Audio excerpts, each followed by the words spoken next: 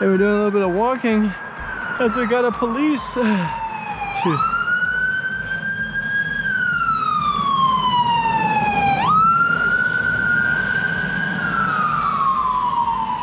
Hope everyone's okay.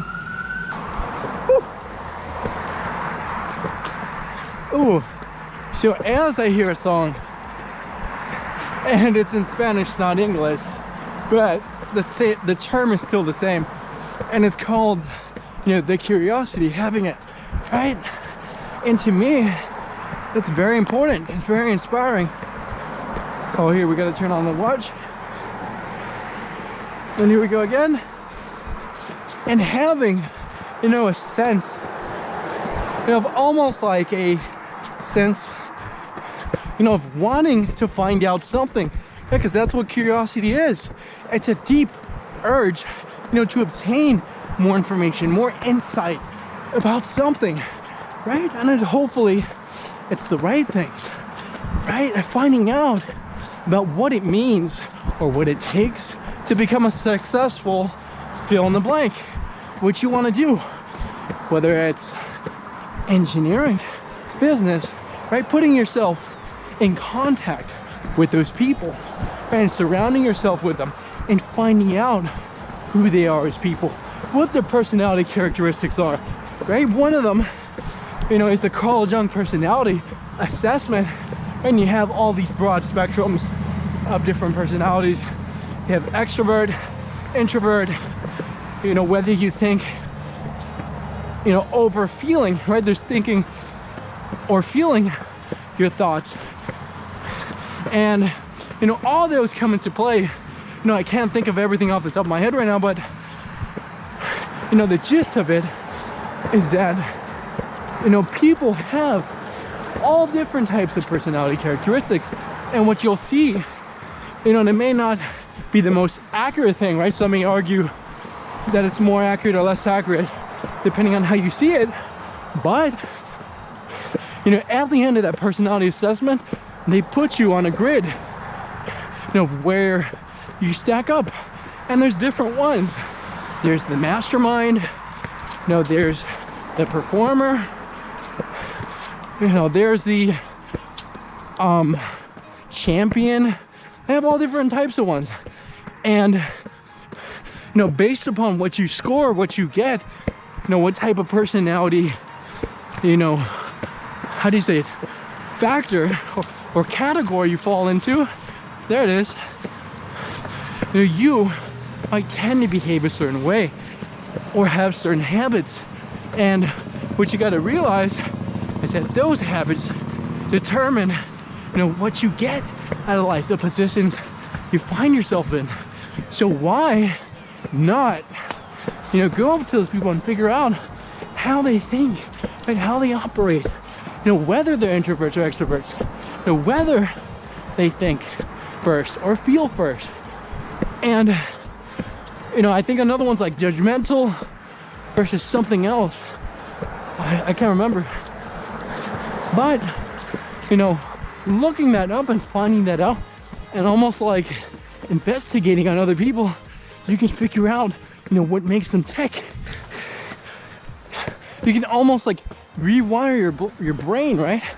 It's because in the end, it's a sophisticated computer with all these wirings, and, you know, it's set to operate in a variety of different ways depending on how you set it up and how you train it.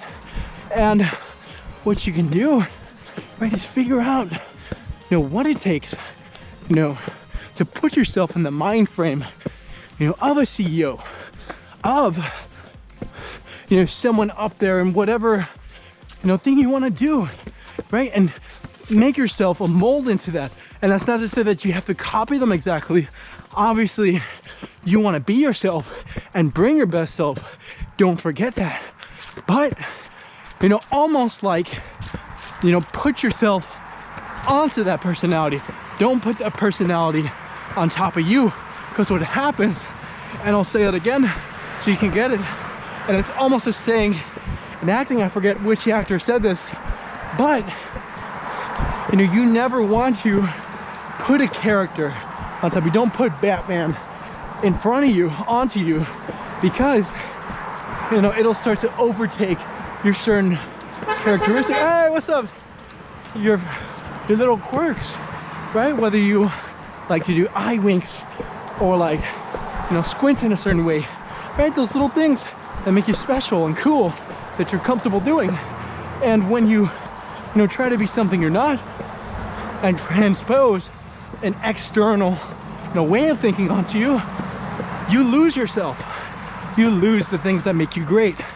So from that, figure out a way to take the concept of, you know, we were talking about Batman, right? You want to be Batman. Take yourself and put it onto that Batman. See a CEO, you want to be a CEO, you want to think like him, act like him, walk like him, talk like him.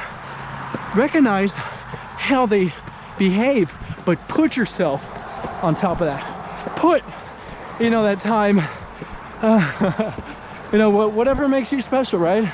You know, you're an avid hiker, you're an avid, whatever, you're a fitness junkie, right? Put those aspects of that. You know, put your hard work in the gym, you know, that personality characteristic, you know, of an animal that you are, put it on the CEO, and it'll make you unique.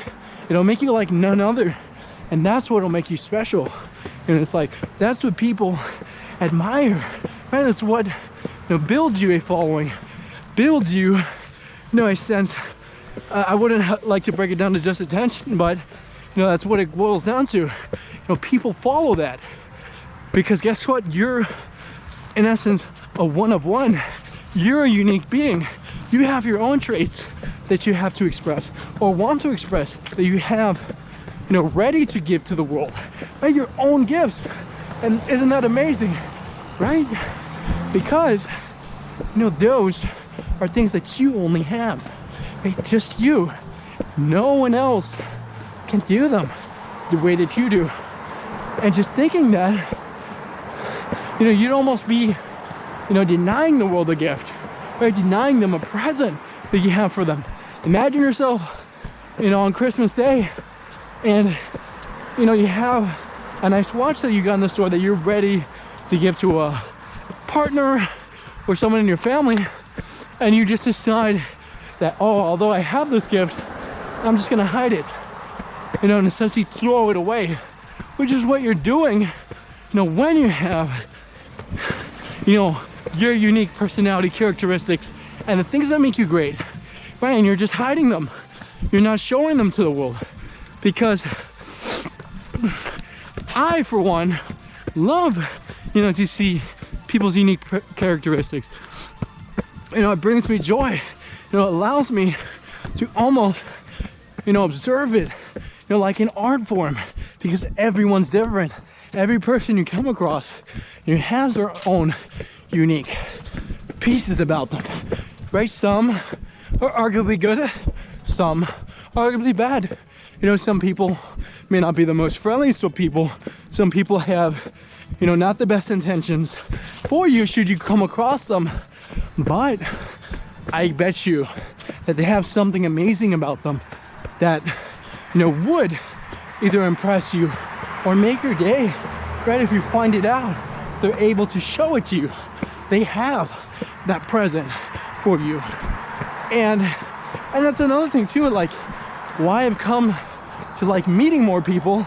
I've come to enjoy it so much because I almost look at it as the same analogy, right?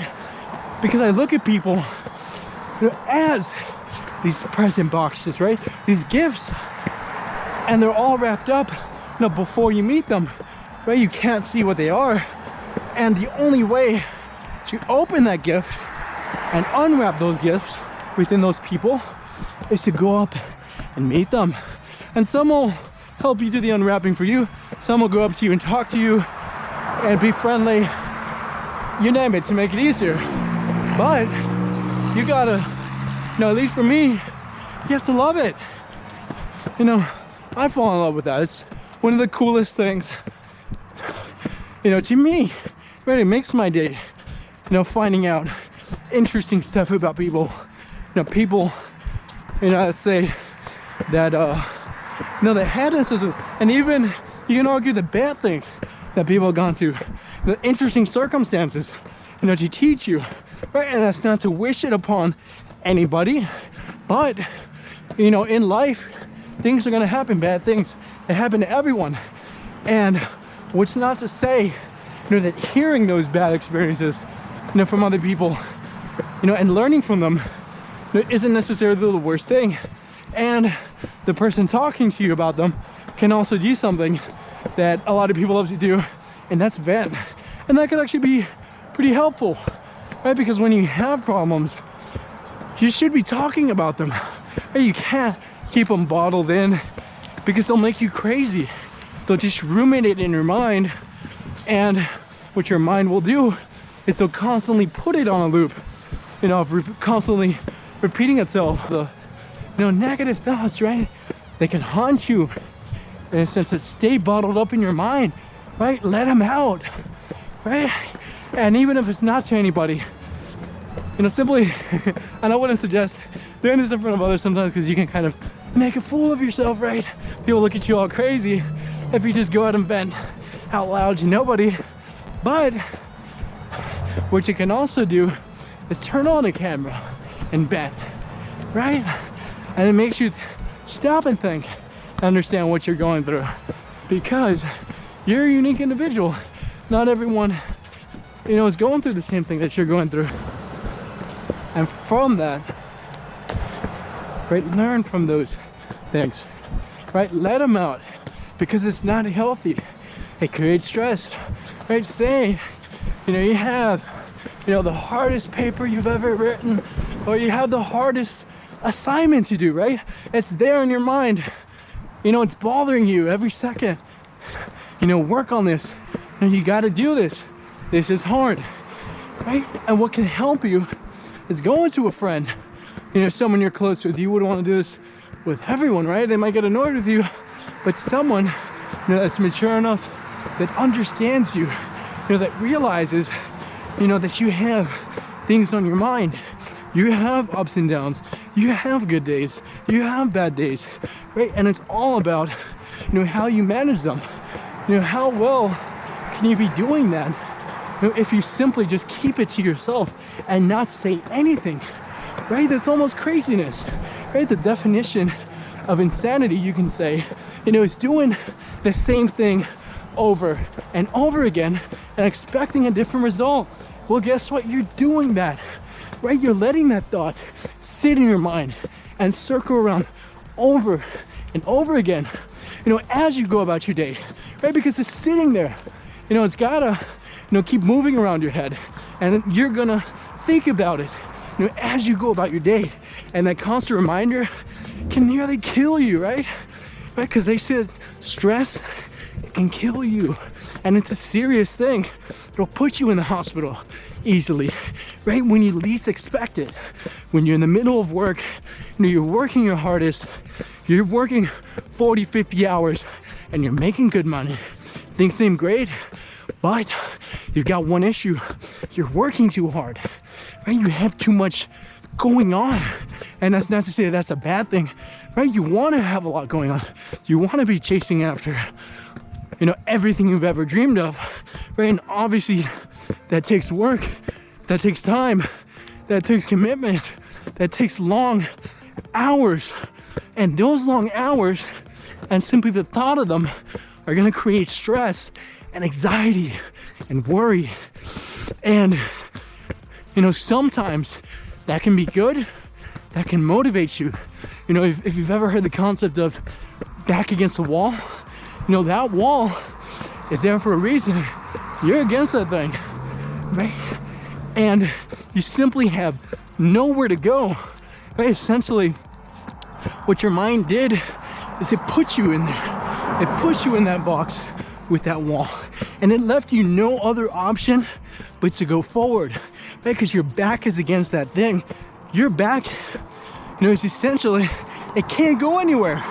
You're not strong enough to push through that wall and break it and continue going backwards, right? Because that's where you were going. You weren't going forward. You were going back. You were regressing in life. You weren't advancing, towards where you wanted to go. And guess what? If you're not advancing, you're declining. Because one thing You know, time stops for no one. It's gonna keep going, whether you like it or not. Whether you want to sit around and take a break, you know, it's up to you. But, you know, within the time frame of your life, that limited time, you know, you gotta go and do the work. You know, if you want to move up, and you're gonna have to deal with stress, because we all do, right? And that's not to say that you can effectively manage it and work around it and deal with that thing, but that sucker is still gonna come at you, and you're gonna have to fight it whether you like it or not. It's gonna be in your face, shouting at you, yelling at you.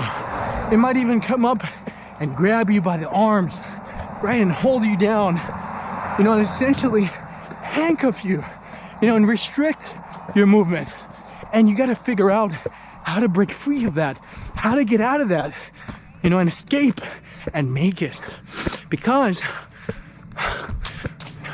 you know, how are you going to keep moving forward if you're stuck? Because that's what will happen to you. You'll get stuck.